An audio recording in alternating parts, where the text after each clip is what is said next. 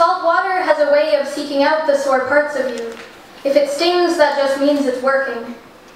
The day I left for Montreal, I stood waist deep in the waters of the Pacific Ocean, dodging red jellyfish carried in by the warm tide.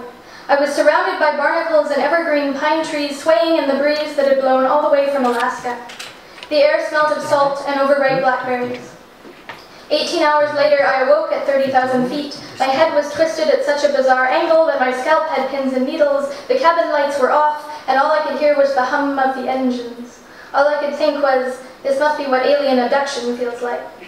Since I stepped off the plane, the only salt water I have seen is the sweat on my skin. Some days I spend hours squinting at the St. Lawrence to make it seem wider. When it rains, I go walking just to feel the water all around me. Chances are those drops have made the same journey I have, circling the globe to end up in that bay where I stood, waist deep in the Coast Salish Sea, baptizing myself between the bald eagles perched on cedar scrags and arbutus that cling to cliff edges with their roots bronzed and peeling.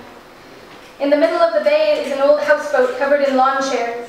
At night, 3 men emerge and you can hear them yelling things like, "Don't get it wet, do you want my fucking parole officer to call again?" But when they see you sitting in someone else's headlights, they are immediately repentant. "I'm so sorry, miss, please excuse our language. Have a nice evening." And they slip back to the ocean like mermaids with a rep sheet.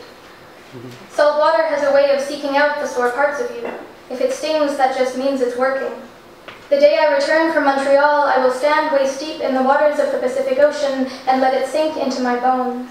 These waves have carved stone, but they can hold me as gently as breathing. These waves have been glaciers, but I will slide into their warmth. The Pacific Ocean always has room for me. The Pacific Ocean has room and salt enough for us all.